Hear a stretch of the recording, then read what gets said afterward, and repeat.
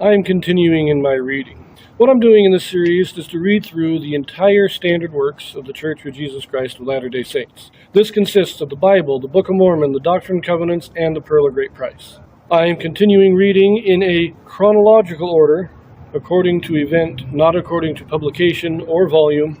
So I'm skipping around a bit as I move along. Continuing in the Gospels again, we've had the first Galilean ministry, but he is now down in Jerusalem again, down in Judea. And he's been here for a couple of weeks. He healed the man at the pool of Bethesda, almost the first thing he did when he got there.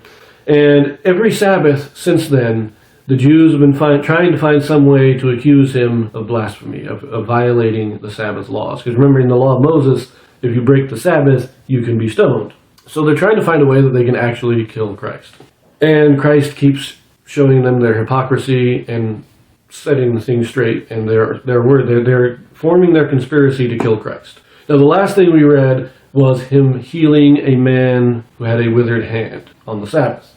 We read that once in Matthew, and then we read it in Luke, and now we are going to read it in Mark.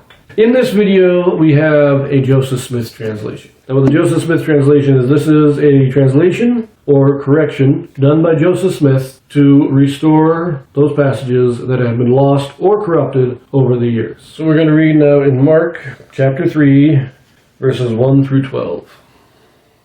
And he entered again into the synagogue, and there was a man there which had a withered hand. And they watched him, whether he would heal him on the Sabbath day, that they might accuse him. And he saith unto the man which had the withered hand, Stand forth. And he saith unto them, Is it lawful to do good on the Sabbath days, or to do evil, to save life, or to kill? But they held their peace. And when he had looked round about on them with anger, being grieved for the hardness of their hearts, he saith unto the man, Stretch forth thine hand. And he stretched it out, and his hand was restored whole as the other. And the Pharisees went forth, and straightway took counsel with the Herodians against him, how they might destroy him.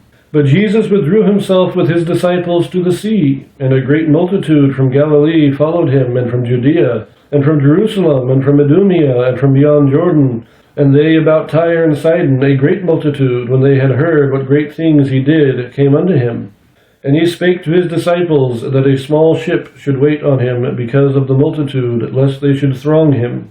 For he had healed many, insomuch that they pressed upon him to touch him, as many as had plagues. And unclean spirits, when they saw him, fell down before him, and cried, saying, Thou art the Son of God. He straitly charged them that they should not make him known. Mark does not say that he is down in Judea at this time, and maybe it's possible that he had returned to Galilee by this point, because he went down to Jerusalem for a feast, and when the feast was over, he may have returned to Galilee.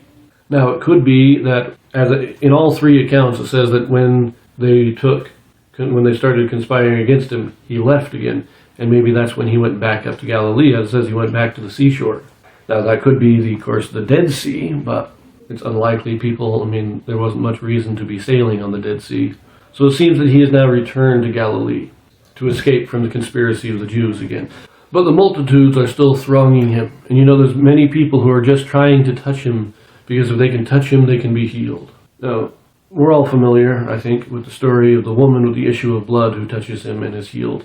It's a very beautiful story, but she wasn't the only one with that kind of faith. This is a lot of people who are doing this. And they're coming from all over the place. Tyre and Sidon, that's the Mediterranean coast. Idumea is south of Judea. We have Judea itself. We have Galilee. We have east, beyond Jordan. People are coming from everywhere to hear Christ and be healed. And he is getting so pressed on by the crowd that he asks his disciples to cast him off into the ship, that they can get away from the crowd, they can get out of the mob. Christ is God, but he still, he got tired of being mobbed by the people. People thronging around him, trying to touch him. It got a little annoying after a while, I think. And he just wanted to get out of the crowd. Now, of course, it's Mark. So Mark is, again, showing us the human side of Christ.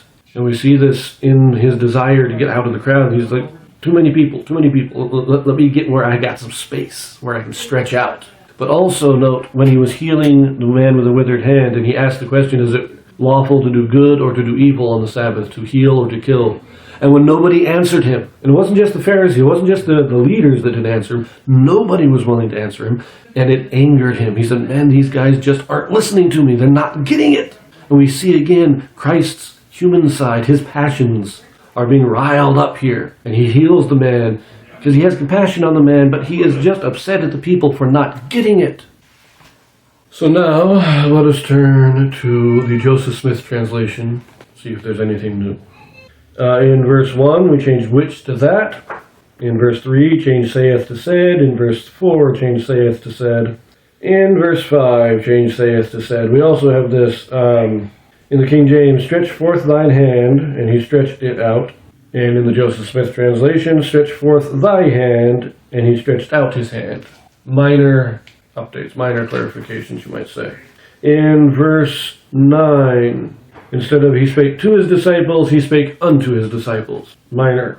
And in verse 12 it says, and he straitly charged them that they should not make him known. In the Joseph Smith translation it is, and he strictly charged them. The difference here, there's a subtle difference, not a major one, but a subtle one.